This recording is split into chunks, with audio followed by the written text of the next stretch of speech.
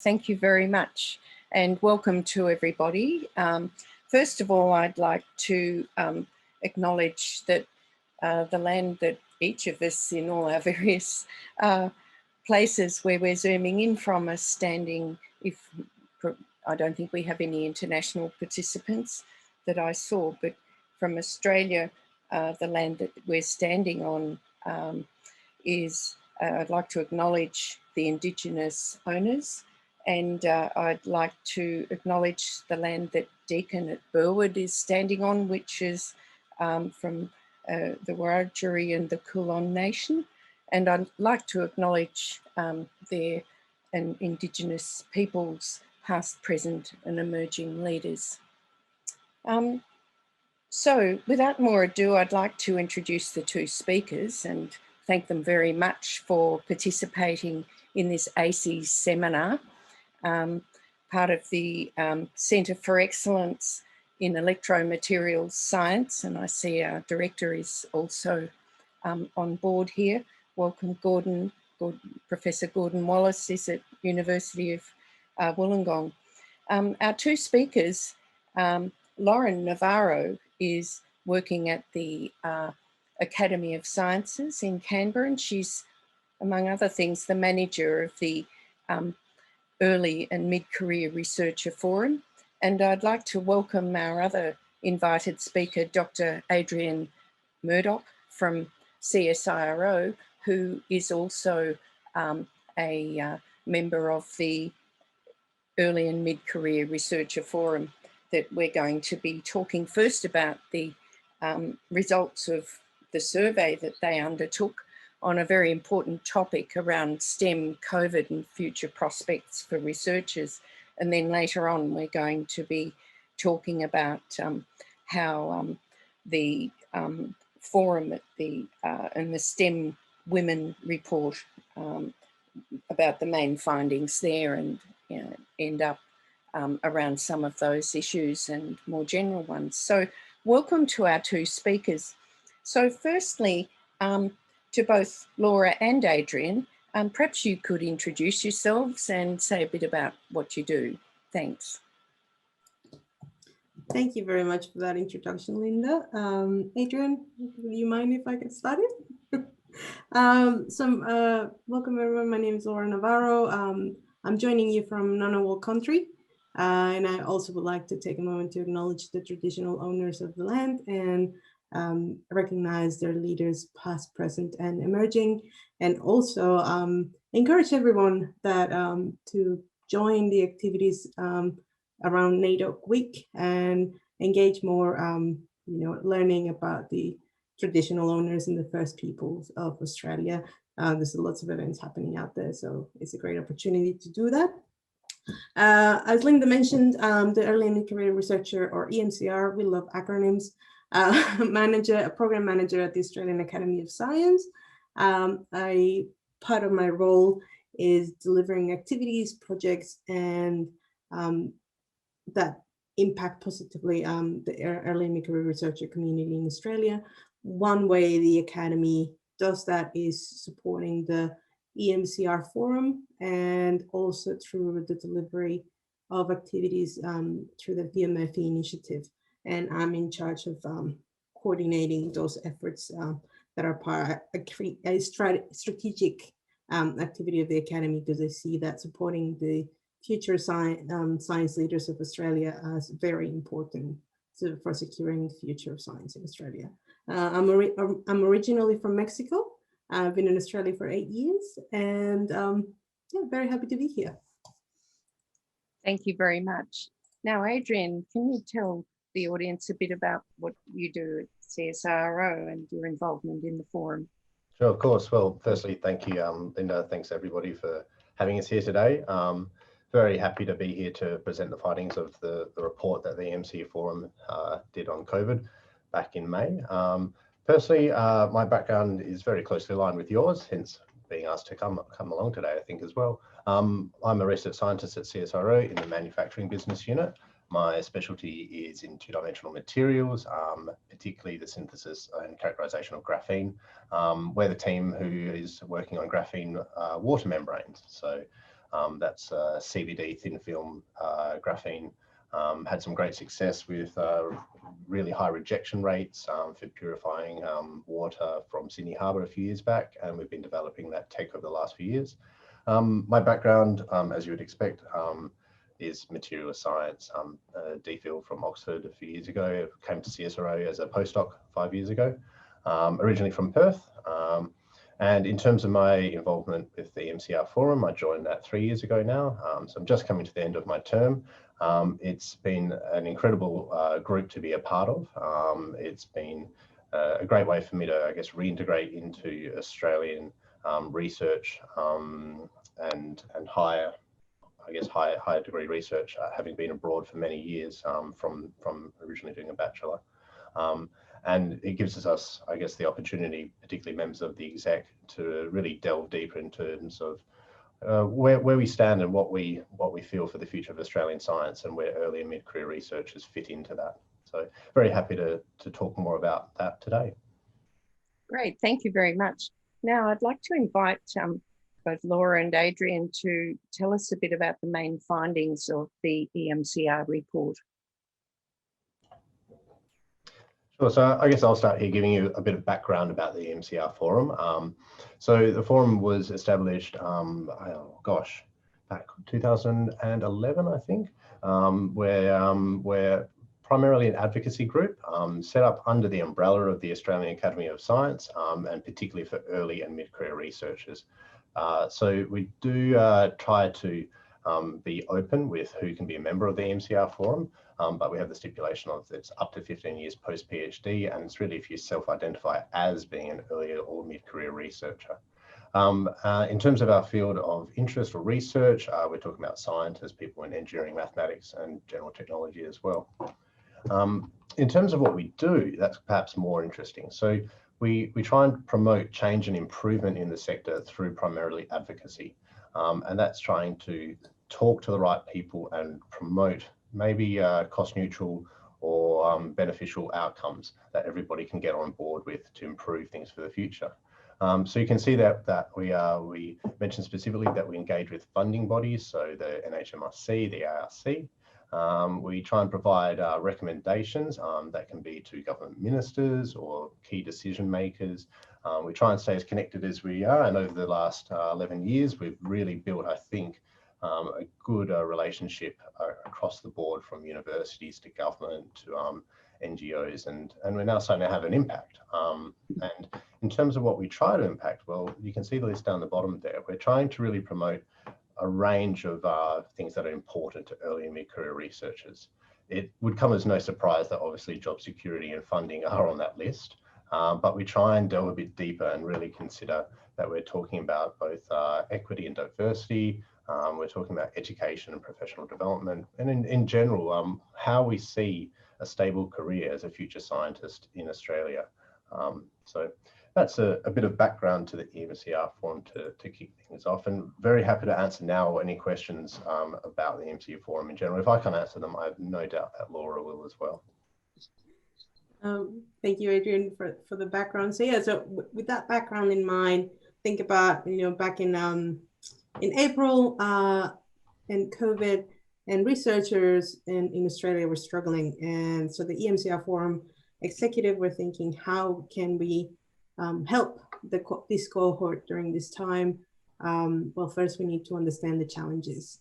So the EMCR Forum conducted a survey. 333 EMCRs from across Australia participated in the survey and shared their thoughts on what was happening. And this allowed the EMCR Forum, with the support of the Academy, to produce this report, producing a little bit of an insight on what was happening for EMCRs at the beginning of COVID. And what we found was, even though the EMCR and the research community was affected, it was affected at different levels depending on certain vulnerabilities that were identified throughout the report. For example, researchers who are early in their career are likely to feel impacts of COVID in the longer term, because this was the few key months where they're building that track record to help them then later apply for grants and funding.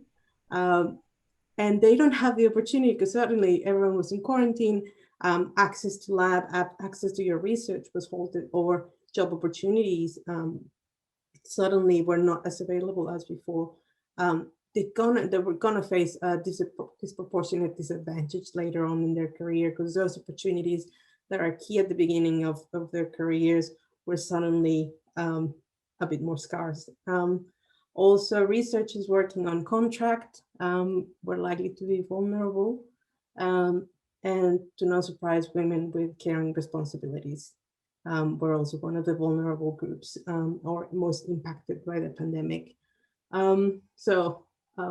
Overall, it was found that everyone felt it some way. There was loss of productivity, overall anxiety for the future, but those were the three groups that we identified as being vulnerable during this the pandemic.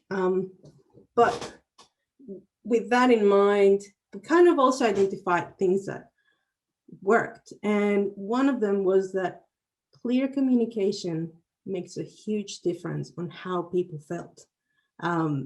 Because as mentioned, anxiety or feeling like, what's happening with my contract, being able to talk to your supervisor, having clear communication from your management team on the future steps and what was going to happen in the next few weeks made a huge difference to that uncertainty and that anxiety that came from the uncertainty of your job.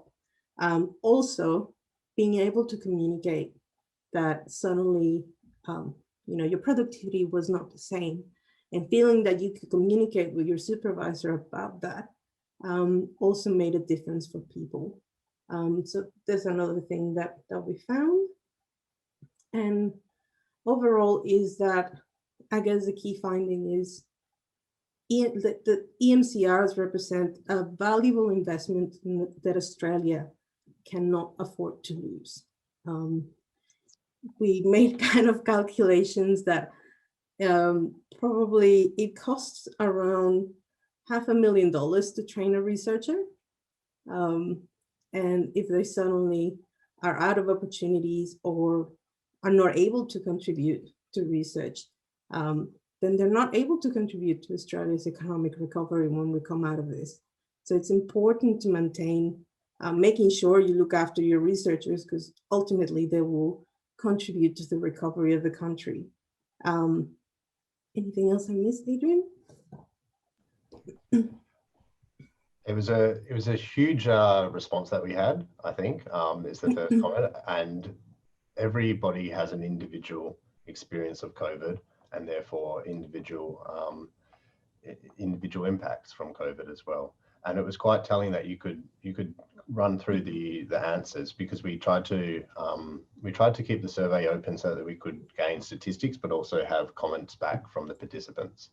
And you could see some people who had obviously had good communication and good support from their managers or from their university.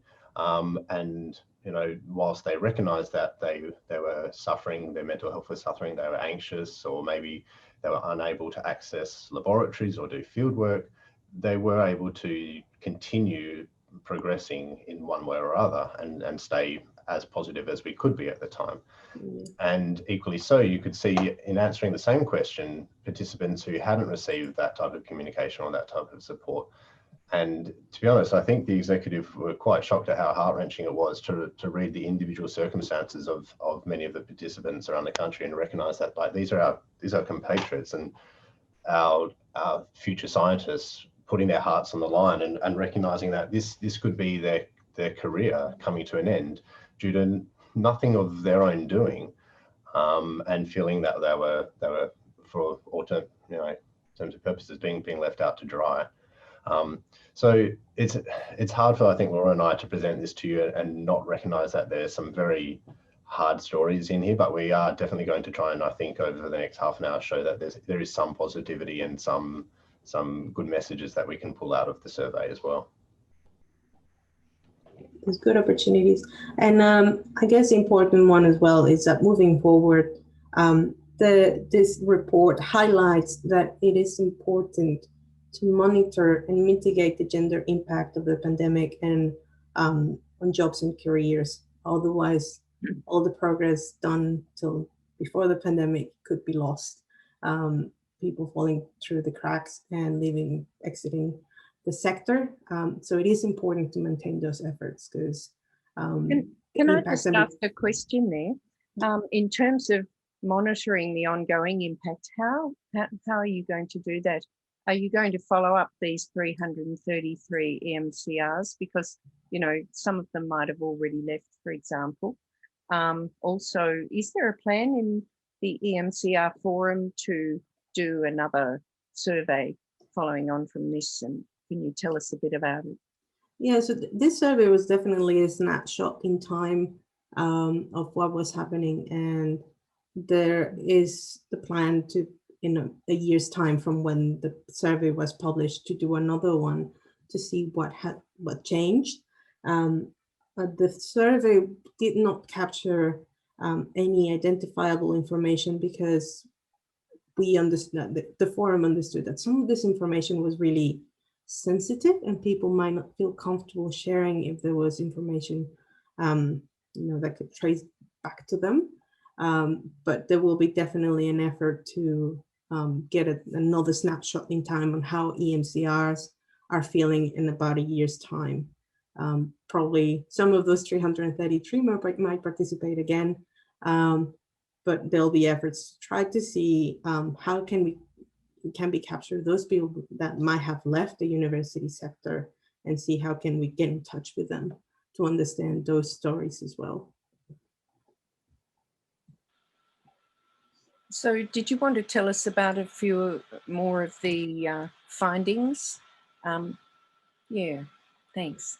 Yeah, so as mentioned, early career researchers, 57% said their ability to do research was hindered, and that's where we find out that your ability to do research early in your career might determine your access to your opportunities. So it's really important, I think, to recognize the impact that COVID will have on researchers and how those impacts are captured and analyzed by the funding bodies, because it needs to be recognized that everyone was affected at a different level, and how you account for that, it will be important. For example, mid-careers, the changes that were identified were on how they engage with their students and the admin burden that suddenly increased now that research, if they didn't have access to their labs or the research groups, that suddenly the admin tasks increased because the research decreased, and online teaching and all that pivoting towards new activities placed the burden on a lot of mid-career researchers. Researchers on contract were the most likely to report anxiety and in the future career prospects, and I guess their future in the sector, because there was no certainty around whether the contract was going to be renewed at the end of the period where it ended. Most of the people who participated in the survey are from the university sector, so that kind of gives us a little bit of understanding on where people might be coming from. And talking about women, 90% of women experience disruptions to their work due to COVID. Those women with caring responsibilities, 31% said that their caring responsibilities affected the way they do the work and how they can fulfill their responsibilities. And also, they were more likely to be working part-time due to those caring responsibilities, so that they faced more time constraints and competing priorities compared to some other groups. But as Adrian said, the responses were a bit wide in some areas, and people having that life-work balance really worked for them, working from home. So everyone was affected differently, but this is what we found overall for some of the groups.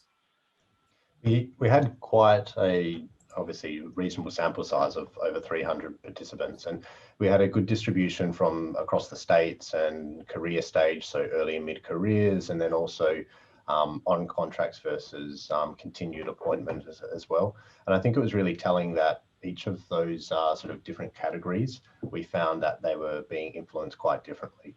And so one obvious example was, if you're on a short-term contract, they could be understood as being the first researchers who might be, have their contract terminated by the university. And that's understandable. We understand why that decision has to be made for the finances of the university.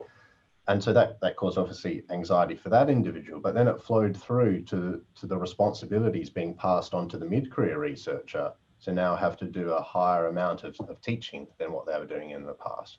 So that caused a different impact on the mid-career researcher. And I think that was quite telling that you could see the different responses to the questions in terms of what that impact was very, very clearly.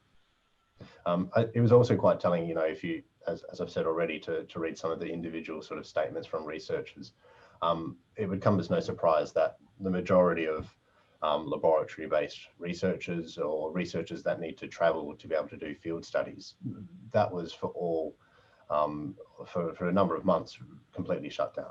And we had individuals finding that they were simply stalled. They weren't able to actually continue with any type of progress. And the flow through of that was, particularly if you're at one of those sort of vital points in time where you're either applying for a grant or coming to and transition from early to mid-career researcher, you were in a very difficult place to be able to see stability for the future career to continue. I can continue on with this slide as well if we want. We were at the time able to identify some very clear disruptions. So as I mentioned already, access to lab work. So I like to call this investigate, where people were being disrupted to be able to investigate, people being disrupted to be able to travel and collaborate. People were being disrupted in terms of being able to participate, and that's in conferences or any type of training. And then finally, people will be able to also, in general, travel for collecting data or any type of things like that, so perambulate. So there was a very clear sort of top 4 influences, and they were very highly in terms of percentage of respondents saying that they were being impacted. We now see a shift in at least from anecdotal evidence. We obviously haven't done a follow-up survey yet, but we can also already see that the flow through of this, that no international interstate travellers coming into the country has now had a flow through that we don't have early and mid-career researchers being able to build their research team as they would have in the past. Similarly, these type of restrictions have varied from state to state. And so now we have actually disparities for EMCRs from different states. And on the surface, it's completely very obvious that this would be the case. What's more sort of pressing for the future, for the next few years, is how this is recognised by various types of funding bodies or internal grant application processes to be able to see the impact of COVID on different EMCRs from these different types of groups. There's a question here from Linda. Would you like to ask your question, Linda? Linda Wallachim, who's one of the ACES PhD researchers. Seems quite timely from what Adrian was just talking about there. Yeah, thank you. Thanks, Laura and Adrian. On the last slide, just the most impacted groups, it just really stood out that I found that those are the key groups that often encounter precarious employment, even so pre-pandemic. So, and yeah, I just wondered, and I suppose you probably talk about this a bit more, but how to tackle these issues even post-pandemic in an increasingly challenging funding environment. So sort of what are the key strategies you think are necessary to overcome those those disproportionate impacts long term?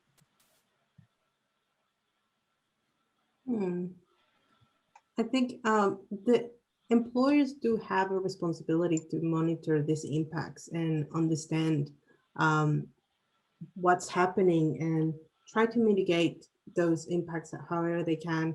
Obviously, financial considerations need to be made, but there needs to be an understanding that it is important to not stop trying to support these groups, because as you mentioned, there was disadvantages before the pandemic hit, and what the pandemic did was magnify those disadvantages and make those cracks even bigger for some people. So I think it's, in terms of moving forward, is don't stop the efforts and keep working to mitigate those impacts however they can. Provide options for those who are caught in the end of a fixed term contract or casual employment might be an option for employers. Talk about how to track, document your track record and capture impact. So it's recognized widely for funding bodies and employers that this is normal and is not a personal failure. I think that's one of the biggest ones, understanding that whatever is happening is not a personal failure. You need to be kind to yourself and be kind to other people and understand that everyone has different circumstances.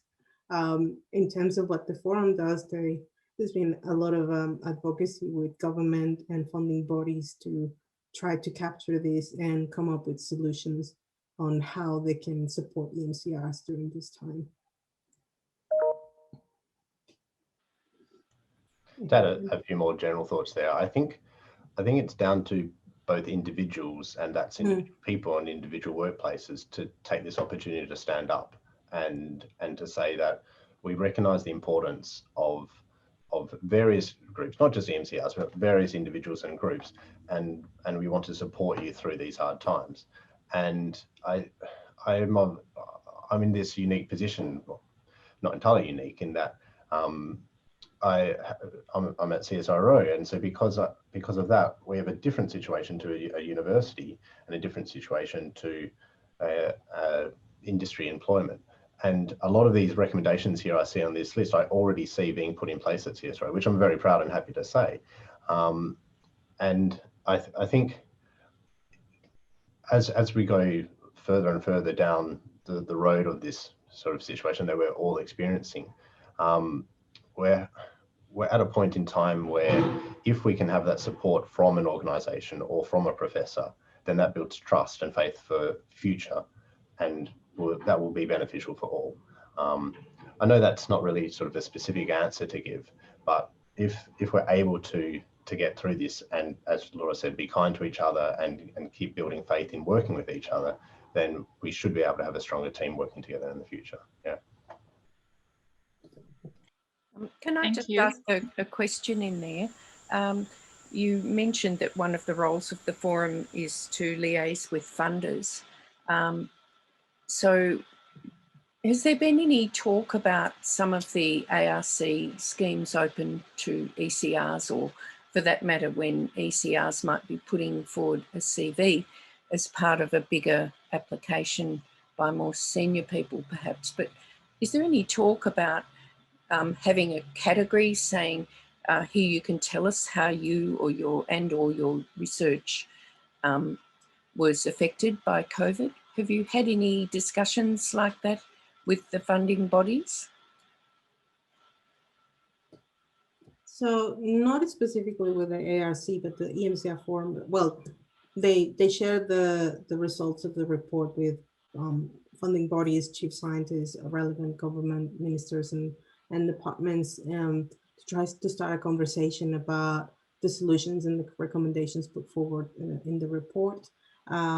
There's been some engagement, for example, with the NHMRC. Some of the members of the executive have met with some representatives from that funding body to talk about the creation of guidelines on how you capture impact for COVID, and not only how researchers capture that impact for the next application for a grant, but also how can they report that impact right now on in their current grant, if they need to request an extension, but also trying to talk to the other side, which is anyone who's going to assess your grant application, that making sure they understand and they're able to consider properly those impacts and not just see it as, you didn't deliver, But if there's a space for them to acknowledge that and recognize that appropriately,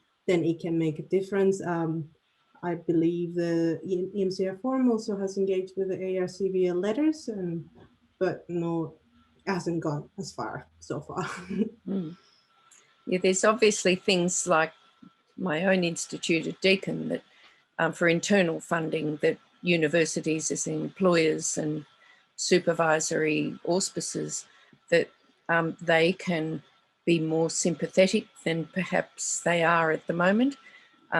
You do in the report, quite interestingly, I think, talk about the shift from casual staff being offered work, which, you know, 57% I think of your respondents were PhDs, and that's been an area where PhDs are employed, you know, and the shift to having full-time staff take those jobs.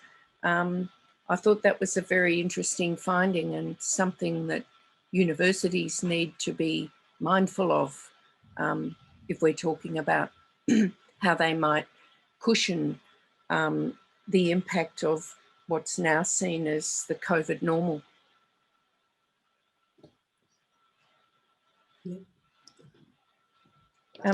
So were there some more findings you wanted to talk about?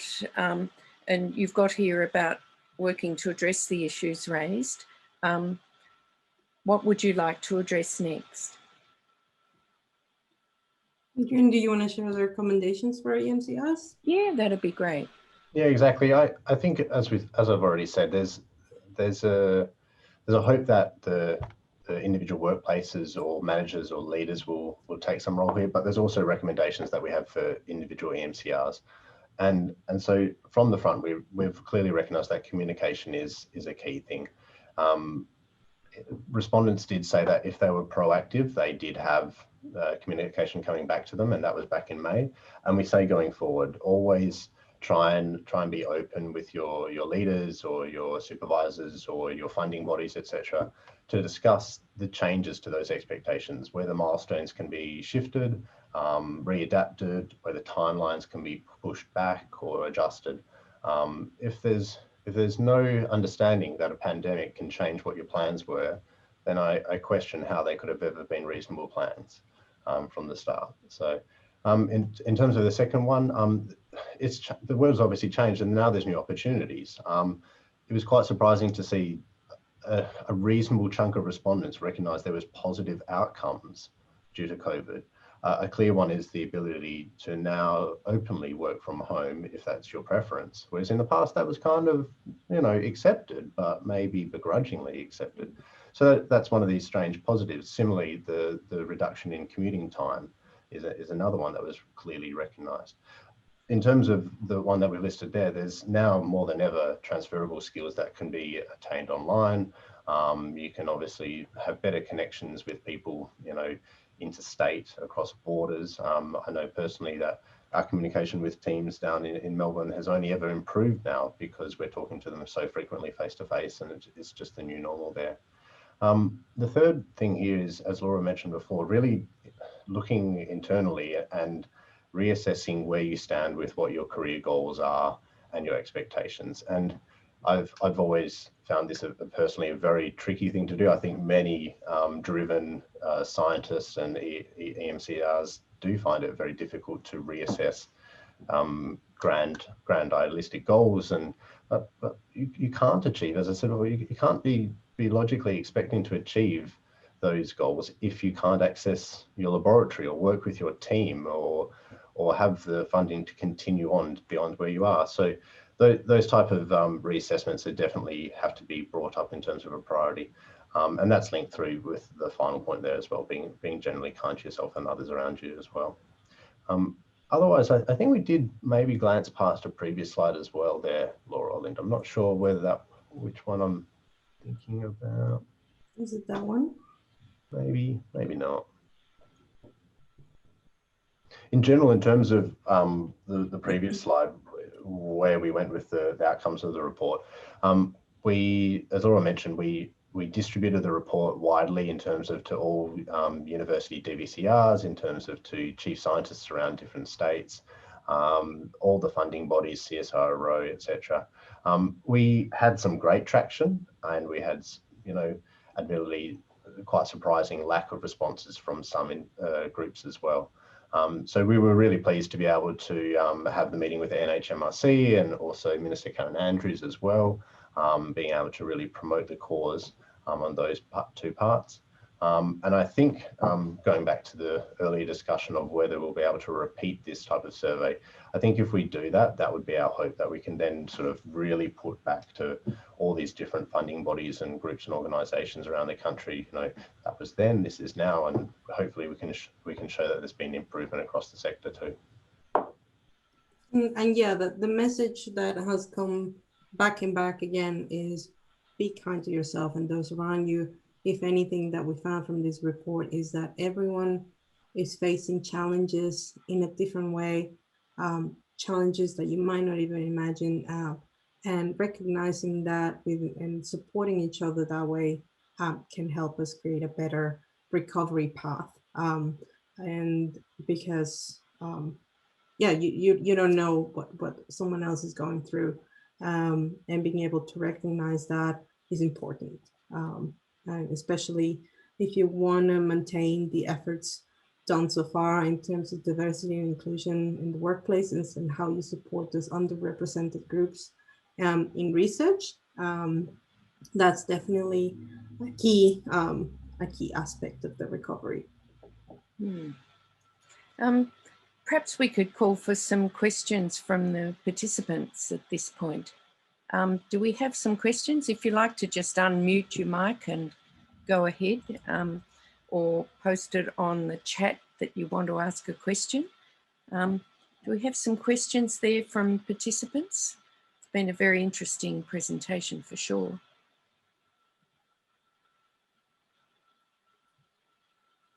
I guess one of the things, while people gain some courage, while we're talking about the things that have changed since and Adrian mentioned that some people did identify some positive outcomes for themselves and it became kind of some positive things for the cohort, is that flexibility to work from home, but also something that was quite negative at the beginning, the ability to participate in international conferences.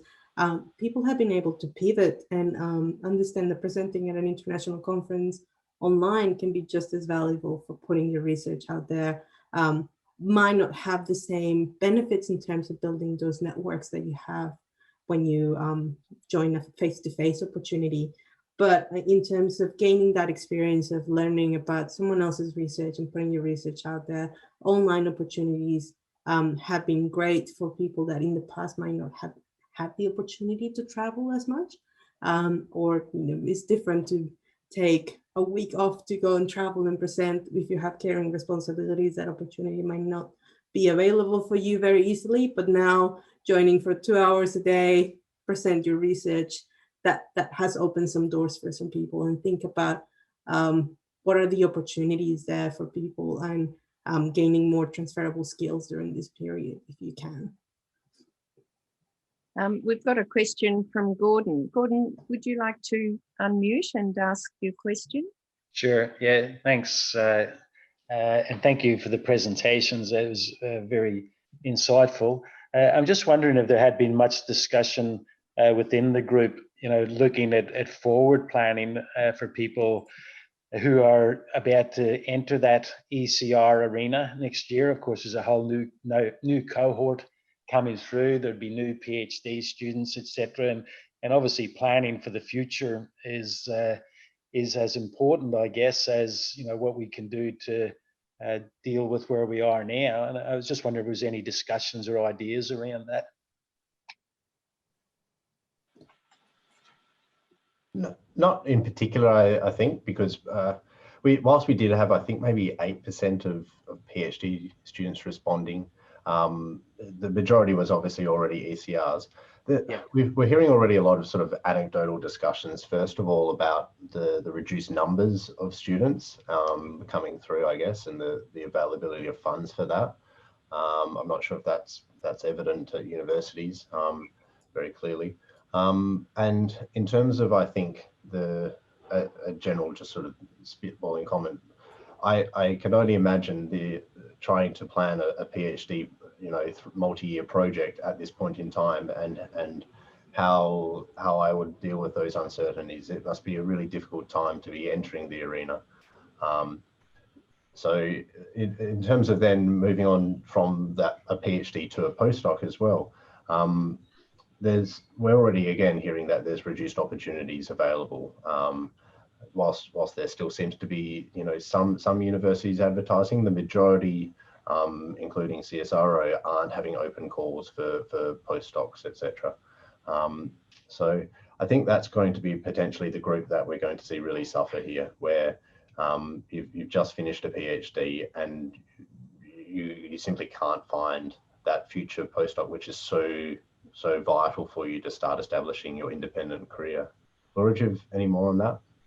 No, I think one of the considerations the forum, and repeating that key message that EMCRs are, Australia cannot afford to lose its EMCRs and its research workforce.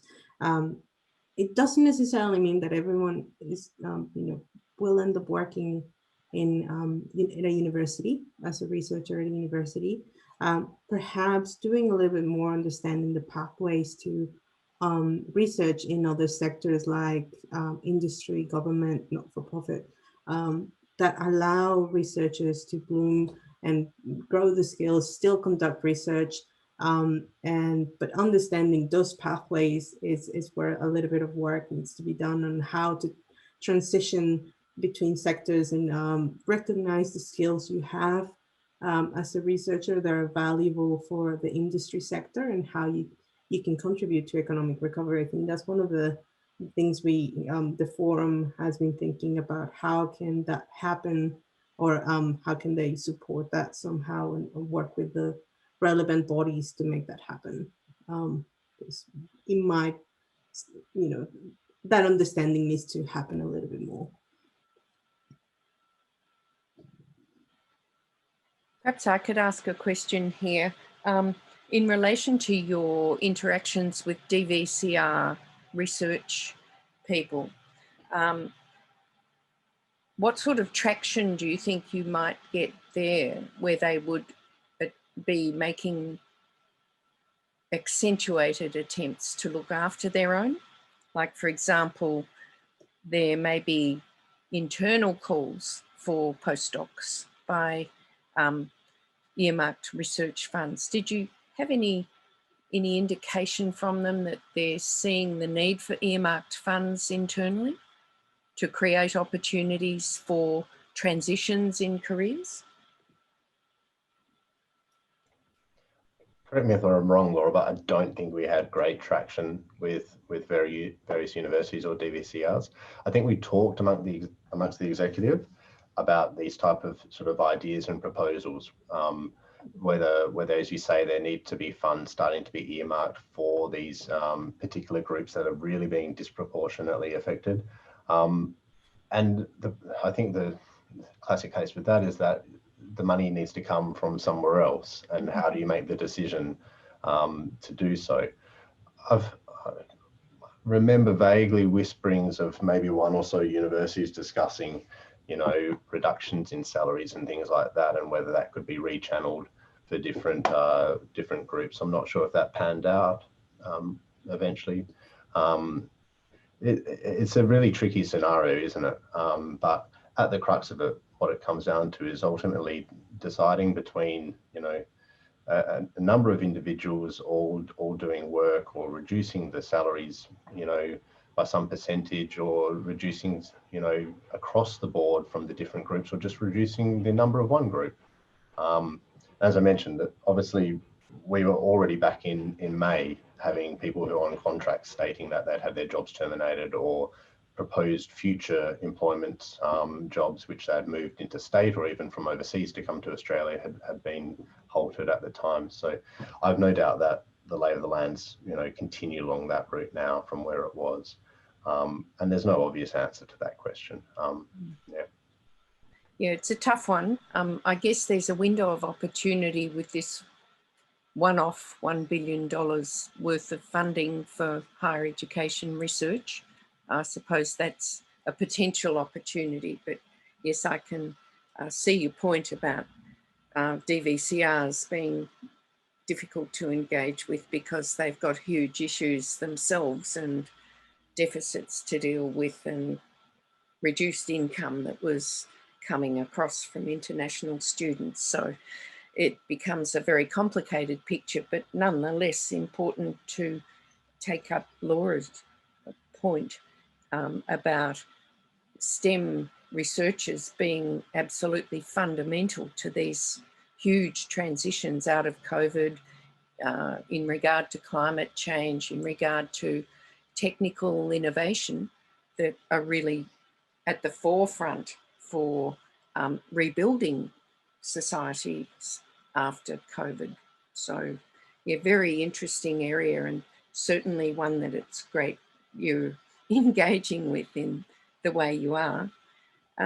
Could I just ask, I think Jeremy, you might be going to ask a question, or Eliza, just to give you or anybody else an opportunity right now before we maybe use up what we've got left of the time to talk about the STEM Women Report. So have we got anybody else who'd like to chip in here and make a statement or ask a question? If you want to unmute your microphone, I'm sure a lot of the points you might have been going to ask have already been answered.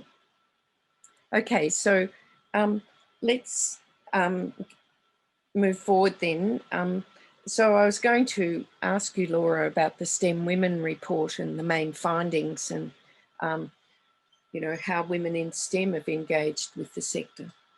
Yeah, so STEM Women is a database of women in STEM that aims to increase participation and visibility of women in the sector across different opportunities. It's an initiative of the Academy of Science, is driven by the amazing Madison Harty-Law. She is the powerhouse behind this, this database, and we are 1 year after it started.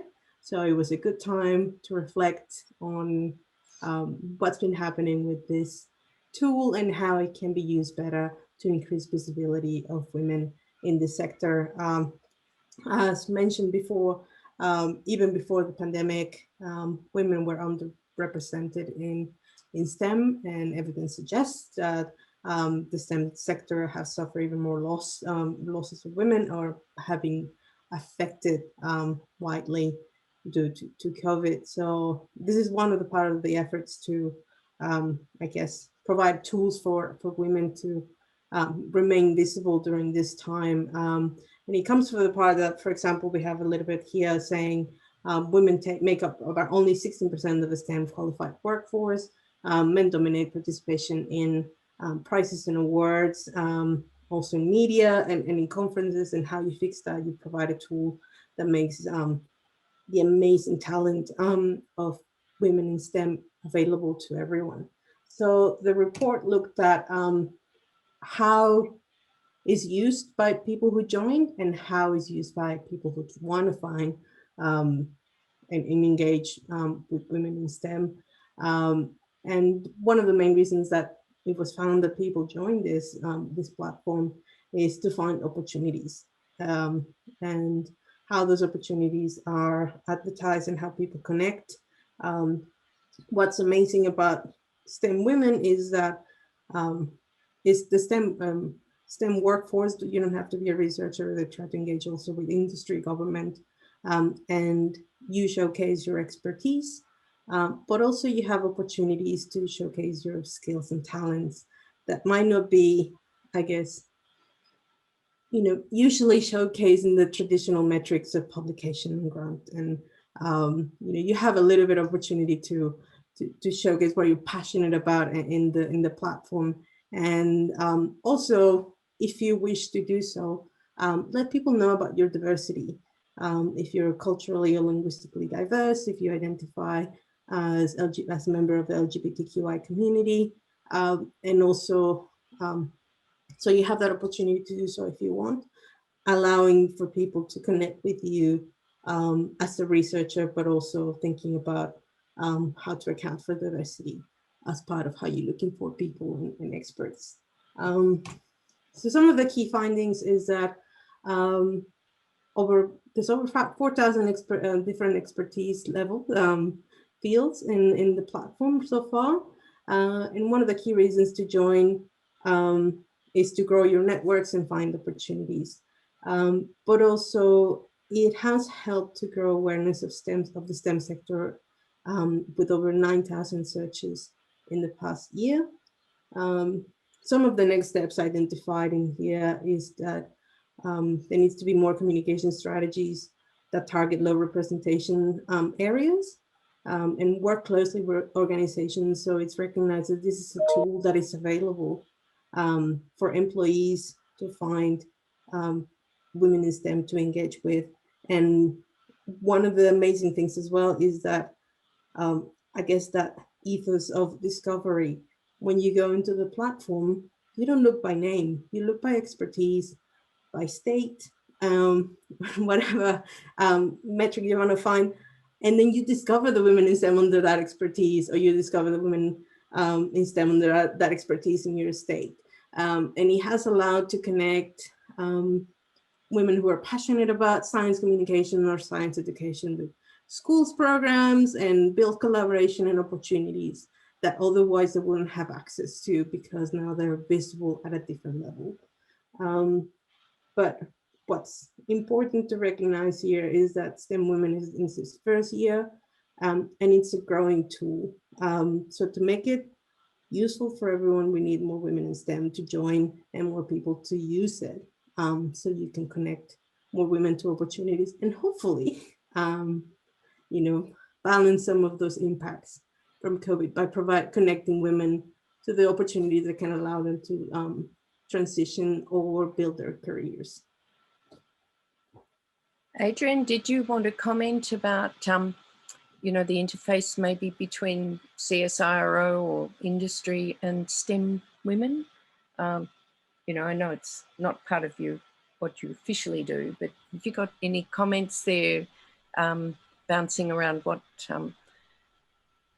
Yeah, Lord. I mean, I can make a very quick, obvious comment, which is that a platform like this or a role model is a great way to promote women in STEM. And I have to say, seeing Kathy Hawley recently now being announced as Australia's next chief scientist, I've known her for only a few years, but she's always been very supportive, always had an open door policy and been sort of this great personal mentor, and progressively now to chief scientist of CSIRO and now chief scientist of Australia. That's incredible. I think that's a great example, and she's always had a great message for promoting women in STEM. Has always, from everything I've understood, sort of kept grassroots work from schools all the way through her career as well. And hopefully, you know, in the future for my daughter, many years down the line, it just becomes that scientists. We've reached that point, and I think that's sort of the side that I see from CSIRO. It's great to have had Kathy in that role for these last few years here. Yeah. And I think the STEM Women, the platform, it's part of one of the identified opportunities in the Women in STEM Decadal Plan, which is visibility and how that has an impact on increasing the participation of women in the sector and making sure that people stay within the pipeline rather than exiting. So it is part of that identified opportunity, and it's working to you know, offer a tool to increase the visibility of women in STEM. And can I just endorse what you say as, you know, the impressive range of profiles you've got up there in your STEM Women repository, and how also you're reaching out in terms of multidisciplinary research, because our Centre for Excellence, as you know, has an ethics, community and engagement team with philosophers, political scientists. And I know that we're welcome as well on this platform, and that increasingly we're seeing the funding and the research focus coming much more towards putting people together and having multidisciplinary teams. So, I mean, we've been urging researchers in the Centre for Excellence to take up your networking and the opportunities that you give and the fantastic sort of networking potential. And so it's all power to you for what you've done and for what you've shared with us today. I noticed time's drawing to a close. Is there anything you'd like to say finally? Before I guess I would like to encourage, now that you know a little bit more about the EMCR Forum, STEM Women and the Academy, to engage with us, you know, join as a member of the forum. It's an amazing group. I support what they do, and it's a key activity of the Academy of Science because it recognizes the impact it has on securing the future of science leaders, but and STEM women as well, and increasing visibility. But it needs people to be part of them as well. So join your voice to this initiatives, to making sure you know, it's represented, and that both the EMCR Forum and the Academy through and the STEM Women platform can continue to do you know, represent the research sector and increase visibility. Yeah, that's great. Thank you. And Adrian, do you have any final comments you wanted to make? I'd just echo the same as Laura there. Please do connect with us. We're always, I mean, we're so thrilled to be offered this opportunity to speak with you today. And I think going forward, for any MCRs on the line, yeah, make contact with the executive or with Laura, someone from the Academy. For senior, you know, professors or team leaders on the line, I hope some of the information we've provided maybe sort of reaffirms the role of EMCRs in your group or your team, and hopefully going forward, you know, we'll keep the community moving forward.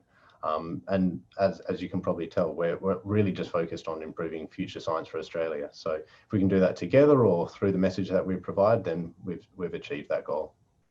Well, that's great. And look, we've been thrilled to have both of you today, and thanks also for agreeing to, we've been recording the session. It's going to go on our website as a YouTube, and I think the Academy's interested also in your networking, also sharing that link so that we can reach as many people as we can in this new era of online and people taking an interest in that way. So, I mean, I'd like to thank you both very much from the project, yeah, and everyone, and the ACES Secretariat for facilitating it too, and Lauren, I mean, yeah, so thank you both, and we'll all look forward to the further work that you do to track this, because we're in very uncharted waters, and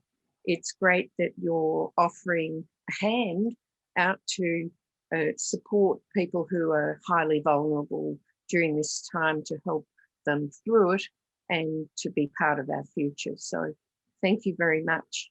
And thank you to those who've been participating online, and it's been extremely informative, and you've presented some amazing slides, and thanks for all your preparation for today and for being part of it. It's great.